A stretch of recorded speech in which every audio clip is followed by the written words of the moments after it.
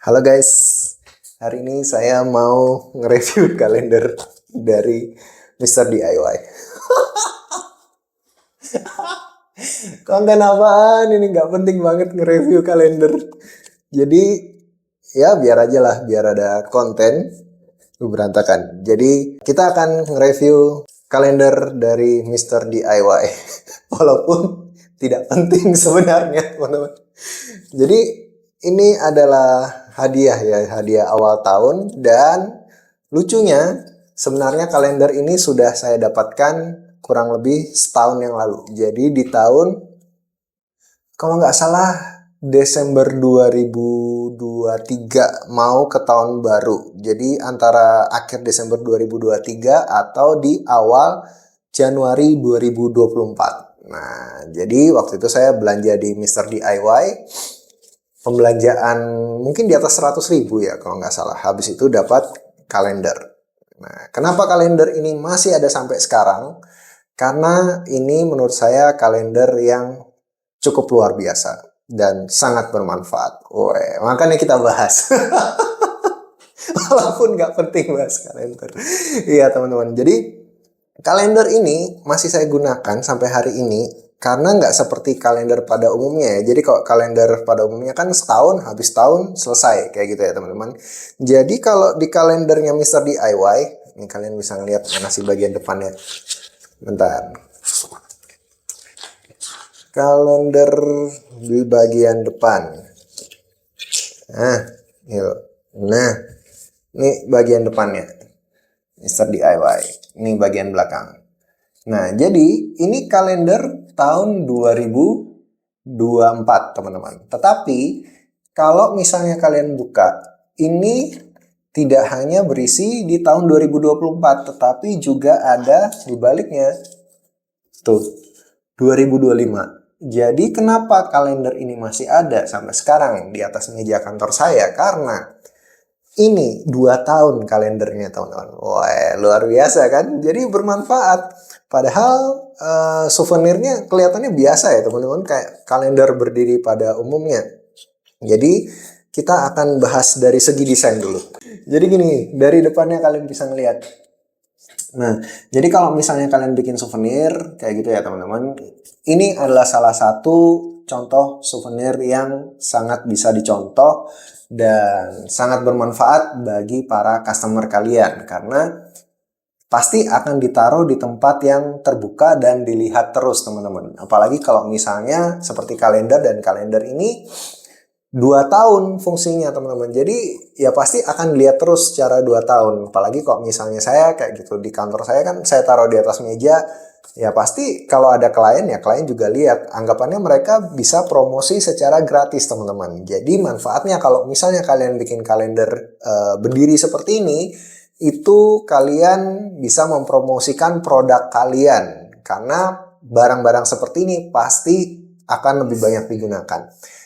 Lalu keunggulannya apa? Kalender seperti ini daripada kalender dinding teman-teman. Kalau kalender dinding jarang ya orang pakai teman-teman. Kenapa sekarang jarang orang pakai kalender dinding?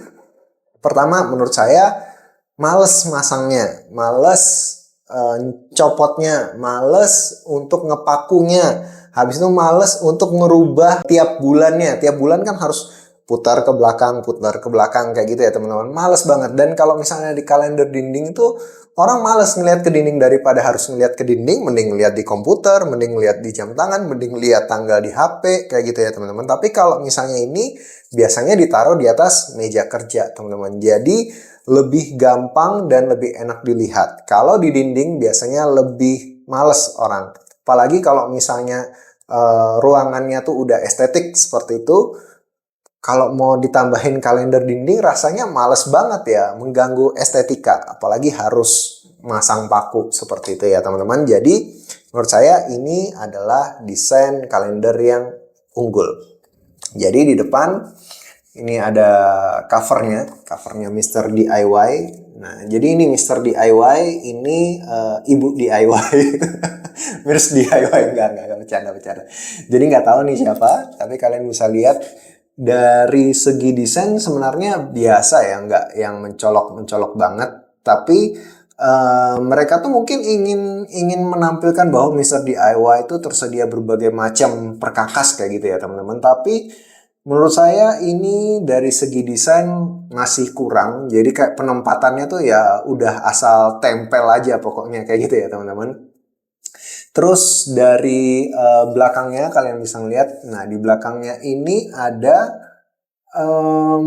bisa dibilang maps. Jadi maps di mana lokasi Mister DIY teman-teman. Jadi ini lokasi toko-toko Mister DIY. Tapi nggak sepenuhnya ini ya. Nggak semuanya. Karena mereka ada lebih dari 2.900 toko. Dan ini mungkin kantor pusat atau gimana gitu. Karena nggak mungkin ini jumlahnya cuma berapa gitu. Kalau 2.000 toko titiknya banyak kayak gitu ya. Itu dia ingin menunjukkan bahwa Mister DIY itu udah ada di mana-mana dan go internasional lah. Intinya seperti itu cara garis besarnya.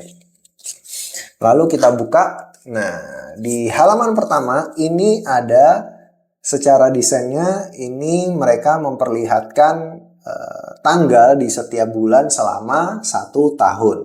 Nah, jadi kalian bisa melihat selama 1 tahun ada tanggal merah di sini, dan kalau di DIY ini menganut ini ya teman-teman, menganut 5 hari kerja ya. Jadi kalau misalnya hari Sabtu dan Minggu itu di sini tanggal merah. Jadi tanggalan ini nggak berlaku buat kalian yang masih bekerja di kantor-kantor yang kapitalis. Hari Sabtu masih kerja, hari gini, wah, nggak bercanda.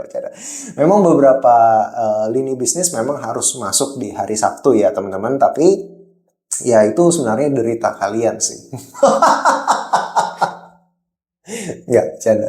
Kantor saya sendiri ya Sabtu libur teman-teman, Sabtu libur. Ya memang ada lini bisnis yang harus terus bekerja di hari Sabtu, kayak misalnya di F&B atau di hiburan atau segmen hospitality. Nah itu kan hari Sabtu harus tetap masuk ya teman-teman. Jadi kalender ini nggak berlaku buat kalian. Kalau misalnya kalian memutuskan untuk berkarir di bidang entertain, di bidang F&B, di bidang hospitality, ya kalian udah harus tahu resikonya bahwa Sabtu Minggu kalian harus tetap masuk kerja seperti itu. Jadi balik lagi ke sini. Jadi dari desainnya ini di atas ini tanggal, Sabtu Minggu libur, habis itu di bawah ini adalah keterangan hari raya atau hari besar. Kalau misalnya nih, kayak misalnya 1 Mei ini dilingkari. 1 Mei itu ada apa sih? 1 Mei, Labor Day. Jadi hari buruh kayak gitu, libur, tanggal merah. Biasanya di belakangnya ini juga ada yang per bulan teman-teman. Jadi kalau misalnya fungsinya yang di belakang ini beda sama yang ini. Kalau ini untuk kalian melihat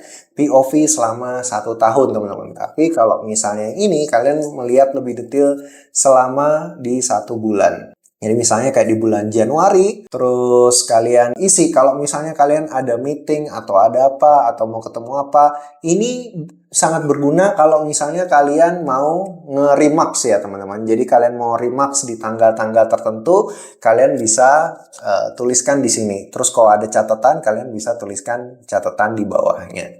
Jadi desainnya cukup simple, sebenarnya cukup simple, tetapi saya jarang menggunakan yang bulan satuan kayak gini ya teman-teman, karena males balik-baliknya. Repot balik-baliknya kayak gini. Nah, balik-balik kayak gini teman-teman. Jadi saya biasanya lebih senang lihat POV selama 1 tahun. Jadi enak, nggak usah balik-balik kayak gitu. Kalau mau catat di HP aja kan. Kalau misalnya ada meeting atau ada tanggal-tanggal tertentu mau apa gitu, lebih suka nyatet di HP sih. Tapi ini desainnya lucu juga. Jadi tiap bulan di atasnya itu ada warna berbeda untuk di setiap bulannya teman-teman. Tuh. Jadi ini ada Mei.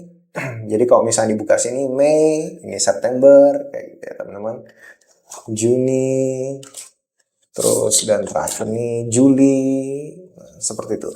Desainnya cukup simple, dan yang saya paling senang yaitu tadi, yang paling bermanfaat menurut saya adalah ini. Jadi dia itu tahunnya ada 2, di sini 2024, lalu di sini 2025. Nah, karena itulah di tahun ini saya masih belum beli kalender sama sekali teman-teman. Karena di kantor masih ada kalender ini yang masih bisa digunakan selama 1 tahun ke depan. Ya, terima kasih Mr. DIY. Walaupun ini konten tidak di-endorse, tapi saya harus akuin bahwa souvenir dari Mr. DIY adalah salah satu souvenir yang masih saya pakai dalam waktu yang lama karena ini bermanfaat. Jadi yang mau saya sampaikan intinya di review GJ kali ini adalah kalau misalnya kalian mau bikin souvenir, bikinlah souvenir seperti ini teman-teman. Karena pasti bermanfaat, pasti digunakan. Apalagi kalau misalnya kalian bisa bikin 2 tahun, 3 tahun, wah itu lumayan kan kalau misalnya kalian bisa pasang souvenir selama 3 tahun ke depan, itu promosi gratis di tempat orang teman-teman. Dipasang di atas meja gini orang pasti ngeliat, oh Mr. DIY kayak gitu. Bikin logonya mungkin lebih gede di atas ini atau di bawah sini yang lebih besar kayak gitu yang mencolok. Wah itu udah promosi gratis teman-teman di tempat orang.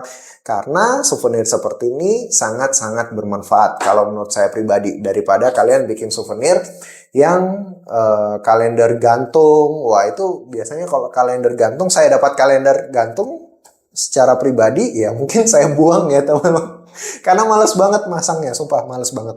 Kalau misalnya kalian mau bikin souvenir, ada duit lebih, mungkin ini ya mungkin lebih mahal tetapi worth it lah menurut saya teman-teman. Kalau kalian punya brand atau produk, bikinlah souvenir seperti ini karena pasti bermanfaat buat customer kalian. Oke deh, mungkin sekian dulu review GJ kali ini. Semoga ini bermanfaat buat kalian. Saya Sofian, sampai jumpa di video berikutnya. Stay healthy and God bless.